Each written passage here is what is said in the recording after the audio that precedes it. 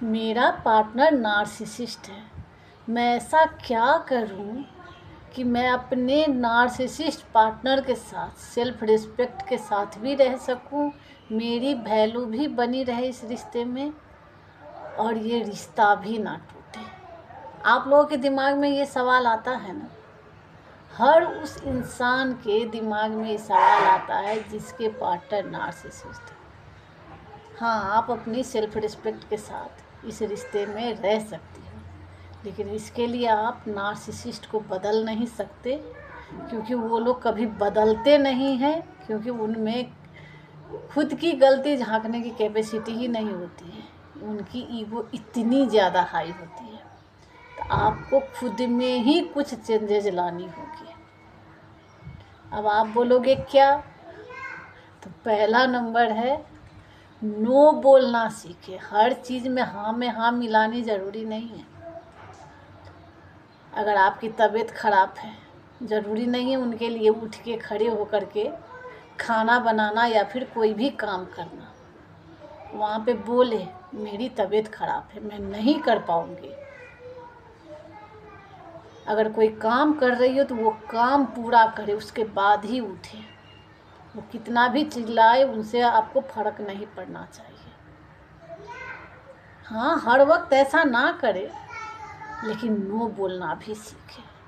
अपनी वैल्यू भी बनाए रखे, इससे आपकी वैल्यू भी बनी रहेगी। दूसरा नंबर है, किसी भी पार्टी में आप जाते हो तो वहाँ पे अगर आपका पार्टनर आपको इंसल्ट करता है, कुछ भी बोल देता है, आप वहाँ से तुरंत निकल जाएं। अब आप बोलोगे कि ऐसे निकलूँगी तो उनकी इज्जत का तो कबाड़ा हो जाएगा। तो क्या उसने आपकी इज्जत की परवाह की? नहीं ना। अगली बार से वो आपको इंसल्ट करने से पहले सोचेंगे। आप वहाँ से निकलोगी तो घर में आकर के चिल्लाएंगे, लेकिन वो आपको जवाब नहीं देना है, कुछ भी नहीं बोलना है, रिएक्ट ही नहीं करनी है आपको।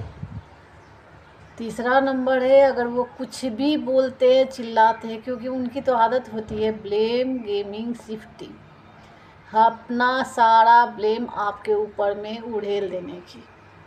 पर्सनली नहीं लेनी है, नहीं सोचना है कि वो कुछ भी करता है, क्या करता है, सो छोड़ दे आप उनके हाल पे। ये दिमाग में रखे, उनकी बिहेव भी वैसी हुए, उनको संतुष्टि मिलती है ये सब करके। तो पर्सनली ना ले तो उतनी तकलीफ़ नहीं होगी। चौथा नंबर है, उनके आगे पीछे घूमना बंद कर दे। हद से ज़्यादा चिपकना बंद कर दे। उनको ना अटेंशन की भूख रहती है, इतना अटेंशन देने की ज़रूरत नहीं है। उनका पीछा करना बंद कर दे। वो क्या करते हैं, क्या नहीं करते, ये सब आप मत जानने की कोशिश करें जब तक वो ना बताए। वैसे तो वो बताते भी नहीं हैं, तो अपने बारे में भी आपको सब कुछ बताने की ज़रूरत नहीं है, जो एक एक बात जा कर के शेयर कर देती हो। इतना इम्पोर्टेंट आप उनको बना देती हो कि बहुत इम्पोर्टेंट पर्सन है, इसीलिए सर पे तांडव करते हैं ना।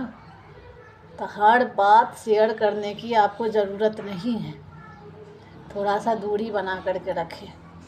कुछ बातें पर्सनल ही रहने दें तो अच्छा रहेगा, कि उनको भी तो जानने की उत्सुकता हो, उन्हें भी तो हो कि आखिर इसके लाइफ में चल क्या रहा है। तो थोड़ा सा पर्सनल भी रखिए। पांचवा नंबर है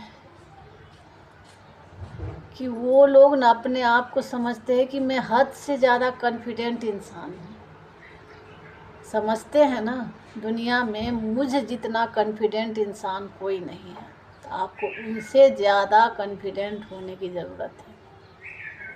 सबसे पहले तो कुछ भी वो बोलते हैं तो हर चीज़ का रिप्लाई तो देना नहीं है आपको, लेकिन जितना भी बोले मीनिंगफुल बोले।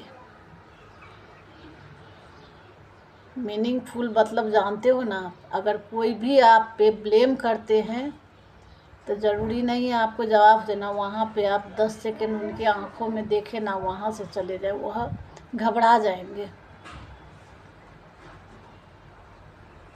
और साथ साथ आप अगर कुछ नहीं करती, घर में बैठी रहती हो, तो स्किल सब सीखने की ज़रूरत है। कंप्यूटर वगैरह सीखे, पढ़ाई सब करे, या फिर बुक सब पढ़े, जिससे आपके अंदर कॉन्फिडेंस लेवल हाई होगी, आपकी बोलने की कैपेसिटी हाई होगी। फ्रेंड सर्कल बनाएं, लोगों से घुले मिले, तब आप में लोग वो देखेगा कि हाँ, इसमें भी कॉन्फिडेंट डेवलप्ड हो रही है। जब आप उनसे ऊपर उठ के किसी भी जवाब को, हर चीज़ को तो नहीं, लेकिन जितना भी बोलोगे, मीनिंगफुल बोलोगे, तब वो भी आपसे कुछ भी बोलने से पहले 10 बार सोचेंगे। और छठा नंबर जो एक भूल गई थी, उन लोगों की एक चीज़ होती है, एक आदत, अरे बेवकूफ़ कहीं की, फटाक से ये सब इस तरह की वर्ड वो लोग यूज करते रहते हैं, क्योंकि उनको होता है कि सबसे टैलेंट तो मैं हूँ। तो इसीलिए वो आपको कमतर महसूस कराने के लिए, नीचा दिखाने के लिए वो इस तरह की वर्ड यूज करते हैं। तो जब भी ये वर्ड यूज करे, उस वक्त आप बोले कि अगर ये अब से आप बोलोगे ना, तो मैं यहीं से उठ के चली जाऊंगी या फिर उठ के चला जाऊंगा। और जब ये बोले, वहाँ से उठ के चले जाए, बात ना करे। एक बार वो शायद ना ठीक हो, दूसरी बार में ना ठीक हो, तीसरी बार से धीरे धीरे वो भी सोचेंगे और इस तरह की वर्ड यूज नहीं करेंगे,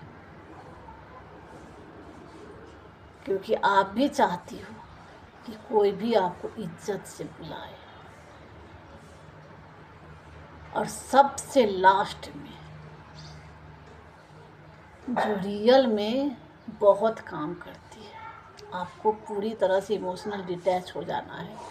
जैसे कि वो कहीं भी जाते, पहले भी मैंने बताया था, कहीं भी जाते हैं क्या करते हैं, वो पीछा करना बंद कर दे। जितना आप पीछा करोगी उनको उतना ही अटेंशन मिलता है, वो अंदर ही अंदर खुश होते हैं।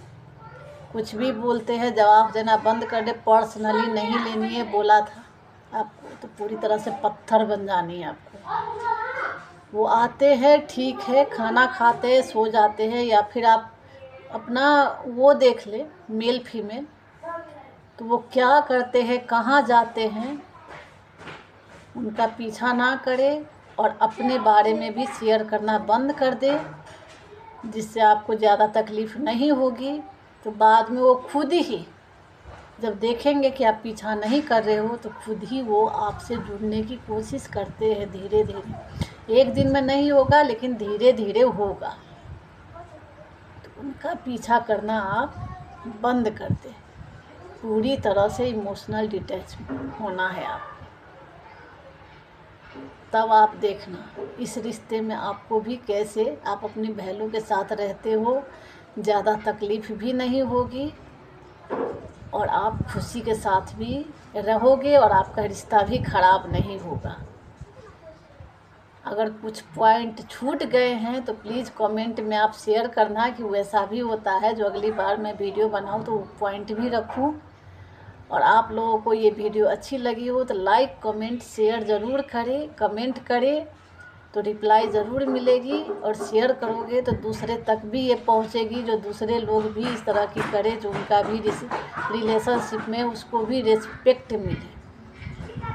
और साथ साथ किसी को भी पर्सनल सेशन लेनी है, जो अपने नार्सिसिस्ट पार्टनर से पीड़ित हैं, तो मेरे बायो में जा कर के व्हाट्सएप में आप मैसेज कर सकते हो, वहाँ से आप सेशन बुक करवा सकते हो। और खुश रहा करो, अपने सेल्फ रिस्पेक्ट के साथ अपनी वैल्यू के साथ जीनी है, ना कि खुद को कमतर महसूस करवा के। ज़िंदगी एक ही मिली है।